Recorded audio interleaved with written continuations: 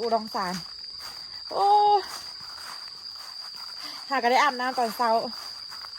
เมื่อคืนนี้ไปงานวันเกิดมาประมาณ12 โมงเลยแหละทุกคนมื้อนี้น้องอูสิเด็ดผักไปขายเนาะปกติฮันจะเด็ดอยู่เหือนแต่เขาจะมาซื้ออยู่เหือนแล้วก็สิขายอยู่เหือนนะน้องอูบริเฮ็ดคลิปแบบจริงจังนี่2 มื้อละเดี๋ยวมื้ออื่นนี่สิเริ่มกลับมาเป็นคนเก่าแล้วทุกคนเด้อรู้สึกมดไฟเบิ่นเอาอย่างไรบุฮูแล้วทุกคนเมื่อยท้อแท้จังไดบุฮูเรื่องเลยทุกคนน้องอูสิเล่าเรื่องนึงให้ทุกคนฟังน้องอูเช็ดจังไดให้ทุกคนเข้าใจว่าไอ้แน่กับอูมันบ่ได้เป็นผัวเมียกันเดี๋ยวดีนะเดี๋ยวนี้น้องอูไปกับตัวย่อยนะเขายังบ่ได้ว่าตัวย่อยเป็นผัวอูเขายังว่าบ่ได้เป็น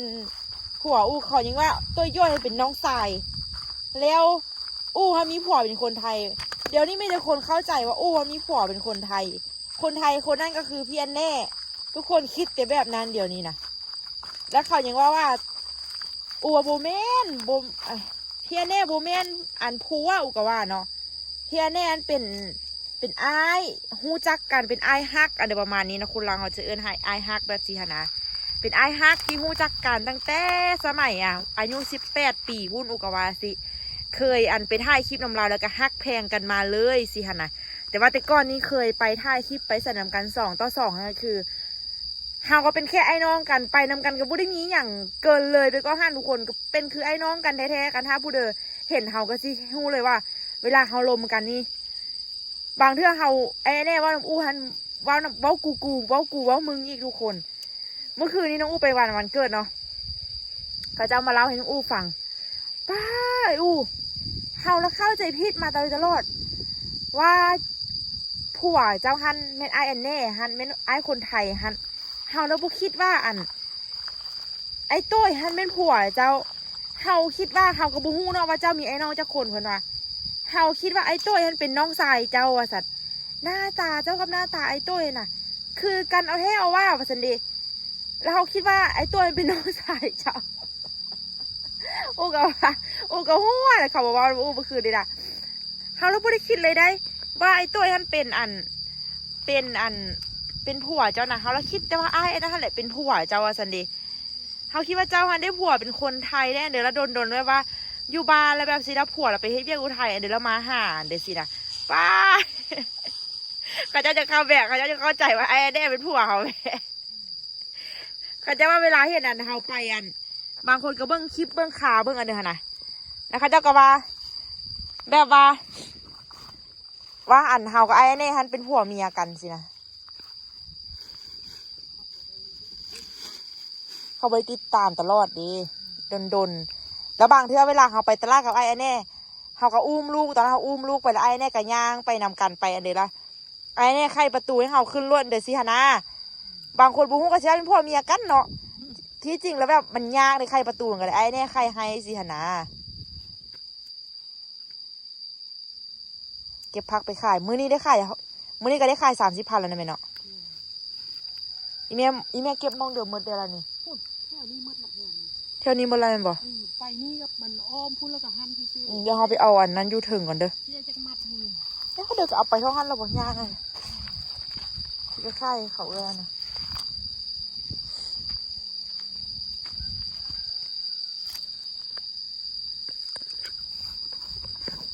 เก็บท้าได้ไปเด้อตั้งกล้องที่ท้าเด้อสิแรงขึ้นไปเอานั่นก่อนนี่ก่อนซุปผักกับบ่ยากกันเดี๋ยวนี้เนาะหรือว่ายากกันไหมบ่ยากกันบ่ป้าเดี๋ยวปั๊มนมออกความมีแหงลงเตาเลย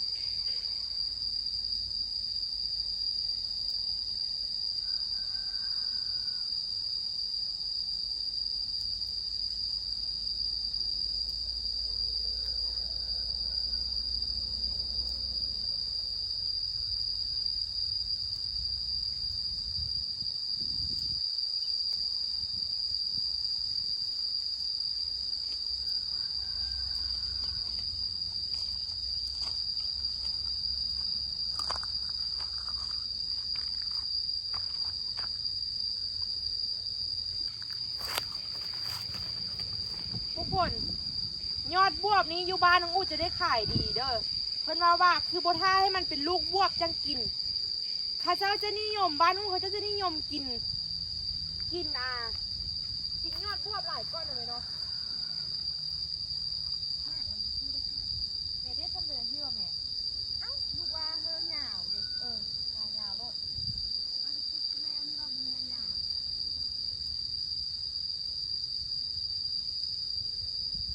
เด็ดกันลูกค้ากับบุมัก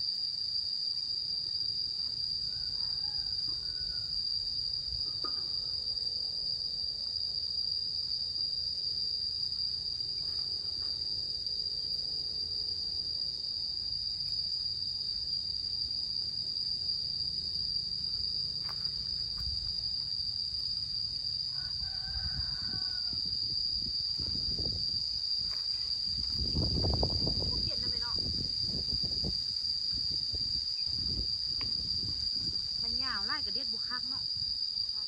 ซองยากเนาะ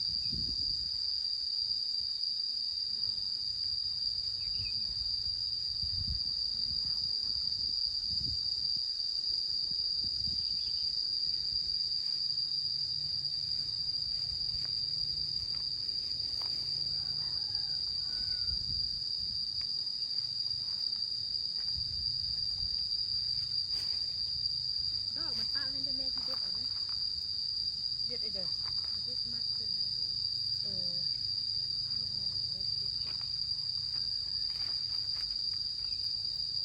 อยู่ลำพอตื้นเลยดิ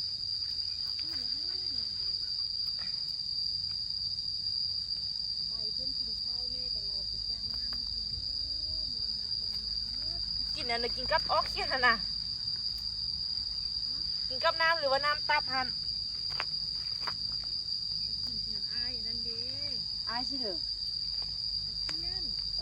กินอันเดียวกัน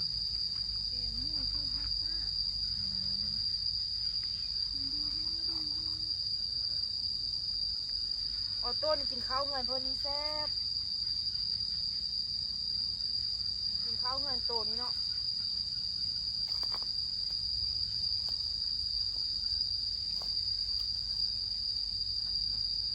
เมื่อจะขับมันแม่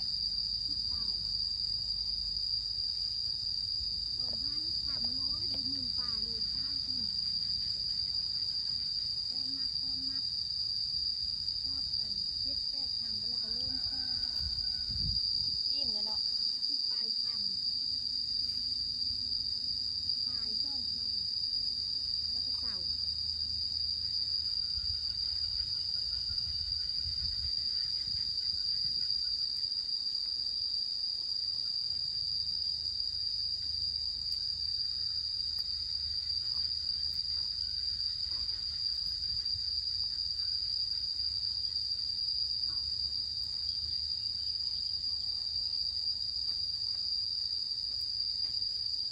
เอาไว้นี่แม่มัดเด้อ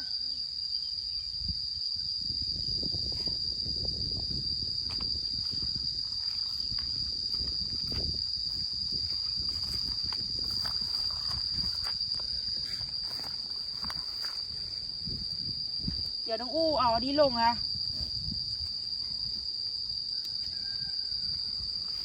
ไปตลาดนี้แม่ค้าเข้ามักมักย่องโยนพักนะบุ้มบุ้มมักอย่างนึงไปเวลาเขาเจ้าเลือกพักเขาละสิเอาก็โยนทิ่มสิฮะนะแม่เขาแล้วบุ้มมักนะ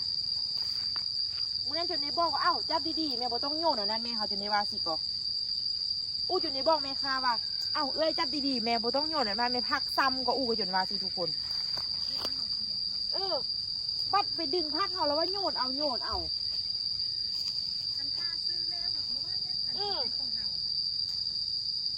ทำท่าคือซีบ่เอาคันว่าเอาถ้าโยนพักทิมคันว่าบ่เอาของเขาได้พักเขาก็ซ้ำสินะโยนพักทิมเราบอกว่าบ่ต้องโยนไม่เอื้อยก็ว่าสิ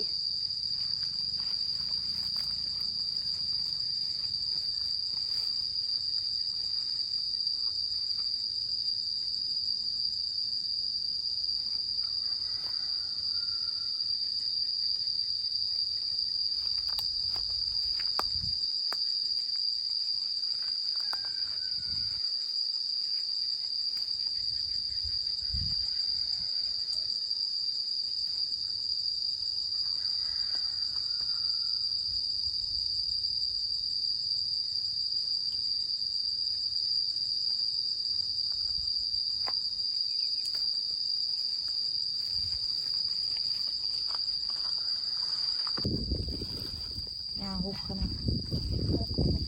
จะใกล้ผ้าข้อละมาแล้วก็ลกเลยสิเนาะ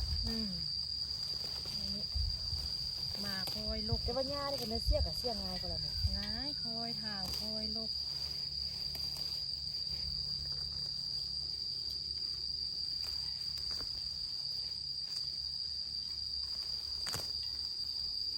ว่าตั้งแต่เกิดมาอู้ยังบ่เคยไปลิ้นกลางคืน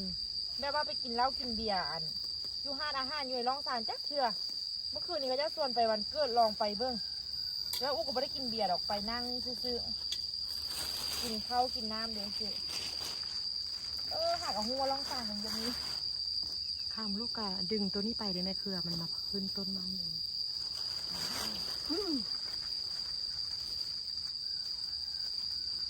อาหารจะเสียดีกว่าแม่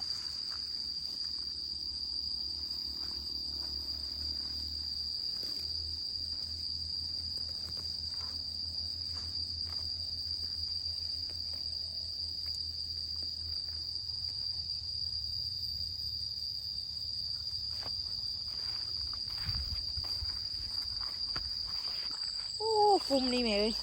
เลี้ยงแต่อันนั้นน่ะแม่เลี้ยงแต่งาน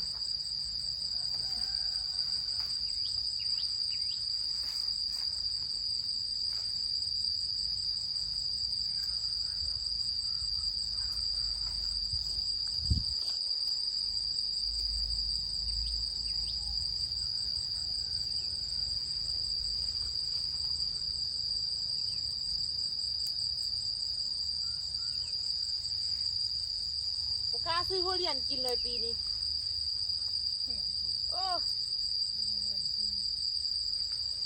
ซื้อพักค่ายพักเมื่อนี้ก็บุมีเงินพอทุเรียน อยากกินอยุ่แต่แพงไปซื้อซีนซื้อป่านกับข้าว คันอู้ซื้อมากระย่านแม่จันหายก็เลยว่าย่าซะ มันแพงโพด ค่าเงินบ้านก็ขึ้นแน่ปีนี้นะมันก็เลยแพงแน่เป็นปีนี้เมื่อเงินเฮ็ดห้านเนี่ยพ่อก็เลยว่าที่เชื่อแต่ก็ว่าแพงไปเมื่อ ถ้าเบิ่งทุกคนเด้อว่าเฮ็ดห้านแล้วนี่ว่าที่มีไปใส่ได้นี่ว่าทุกวันฟ้าเปิดห้านที่ไปก่อนแล้วจะมาจังสิเปิดเพราะคันไปแล้วยานคันเปิดก่อนจังไปยานบ่มีคนเฝ้าห้านที่เสียลูกค้า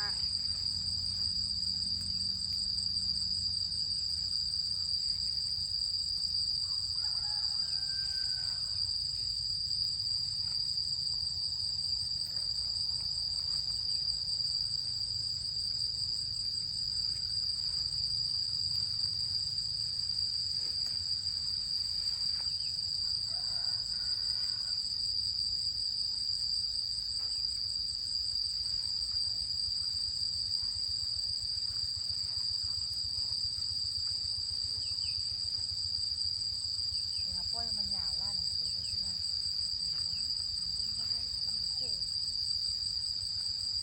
โอ้ปล่อยอยู่เลยจะไปกลับมาดิพ่ออีเมีย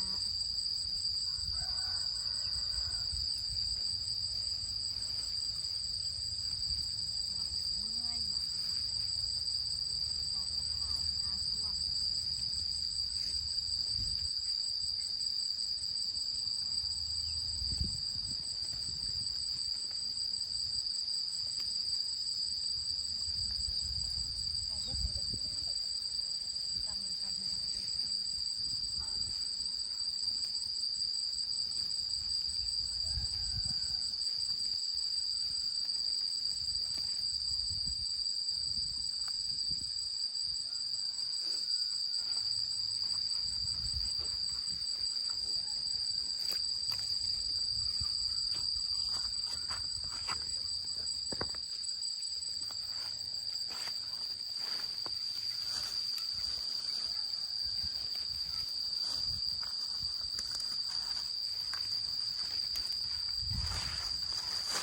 ผักที่ว่าเราปลูกแล้วก็หญ้าปลูกงาม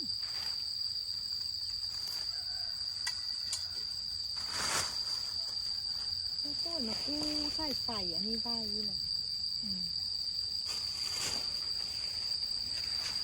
ใบที่เราขึ้นอยู่เลย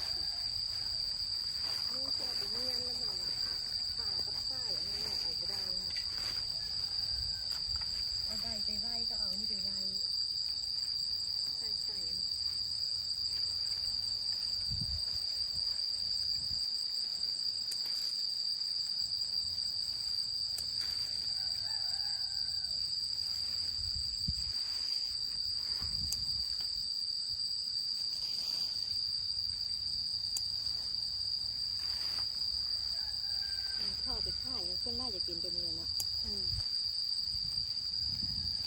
อันนี้นี่เป็นพักใต้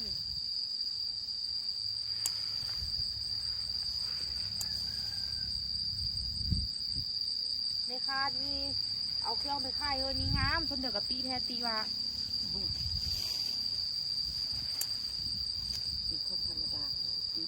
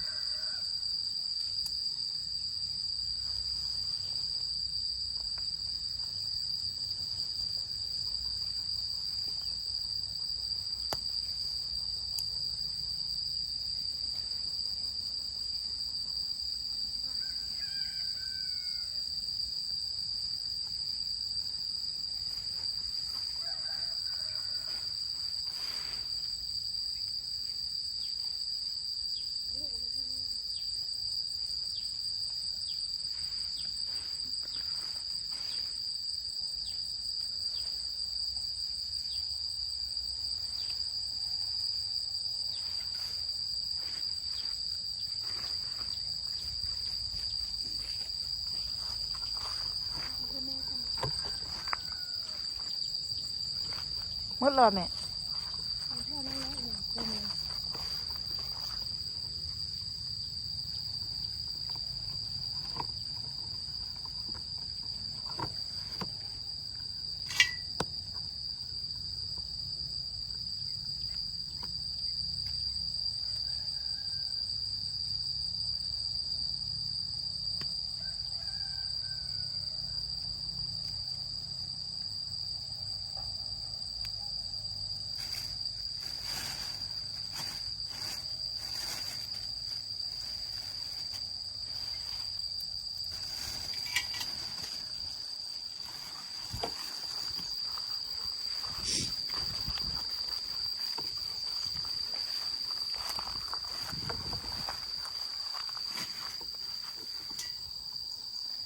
มันจะค่อยออกมาเมื่อมันจะเก็บแล้วมัน กูว่าเราก็มาเก็บดอกมันไปเสื้อแกงเนาะ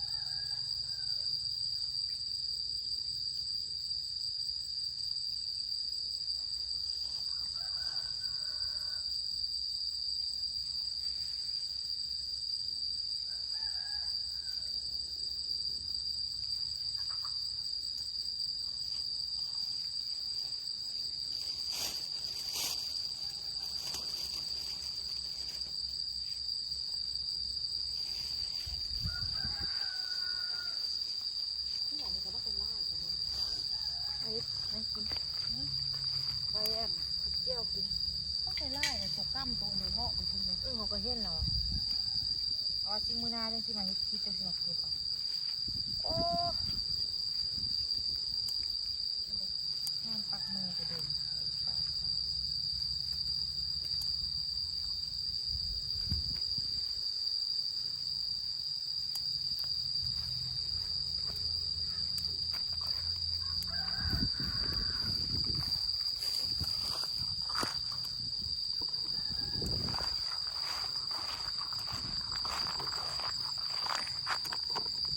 ตัวนี้เป็นมากแล้วมิ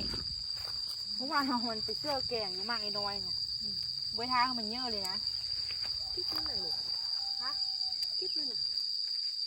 มันโตมากคิดนั่นน่ะตัวมันเยอะละมือเราบ่เฮ็ดแข็งแน่มันขาด ในนอกซึ่งมันคือบ่ออมเนี่ยบางทีกับก้นเอาเท่าว่าบ้าตอนอันนั่นคือมันคือออกดีอะเนาะ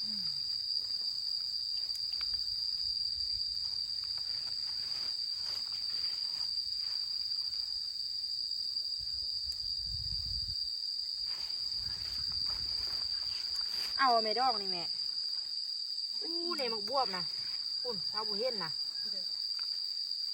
อู้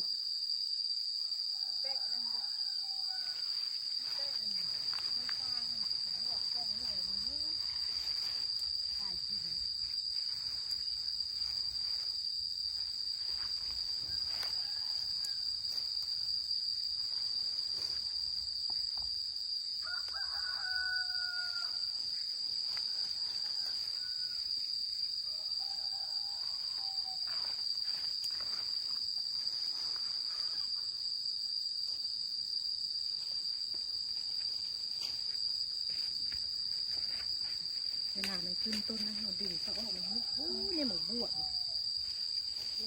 เนี่ยเราเหรอ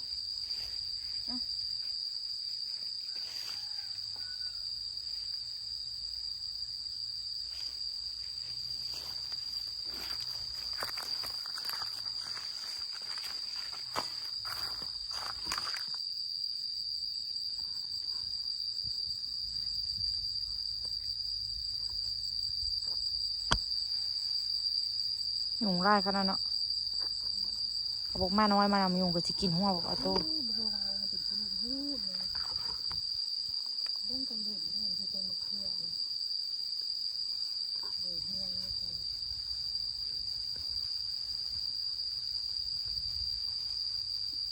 จังหวัดนี่ก็เท่าออกด้วย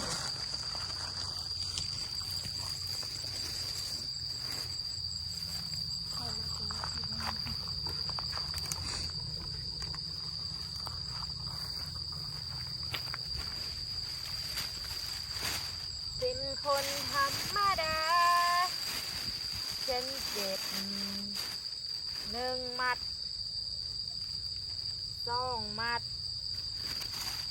3 มัด4 มัด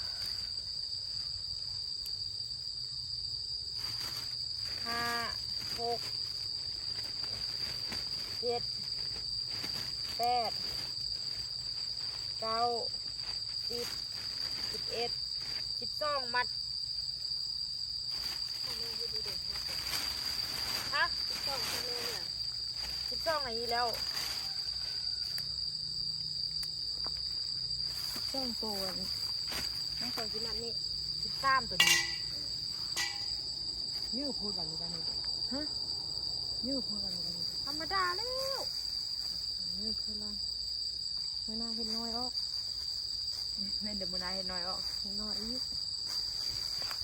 อู้จะไปขายเดี๋ยวมีคนซื้อละ20,000นี่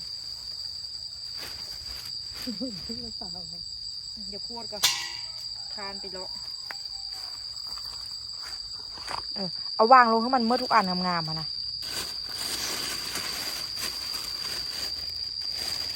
ค่อยเอาเข้าคืน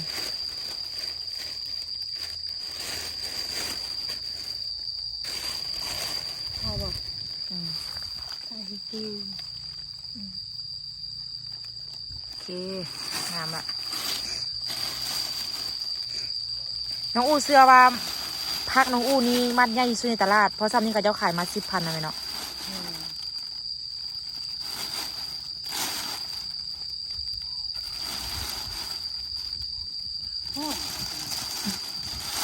ได้นางนำเด้อ เดี๋ยวไปเลาะค่ายเอาโพดละเดี๋ยวโพดไปขี้ข้านไปเลาะให้เขาแล้วทุกคนเนาะสำหรับวิดีโอลาทุกคนไปก่อนเด้อน้องอูจะเอาพักไปขายก่อนทุกคนไว้เจอกันคลิปวิดีโอหน้าย่านไปฮอดตอนขายบุมีเวลาทุกคนต้องทอนเงินทอนคำใครมีต้วยไปคู่เด้อถ่ายบรรยากาศเธอเบิ่งได้อยู่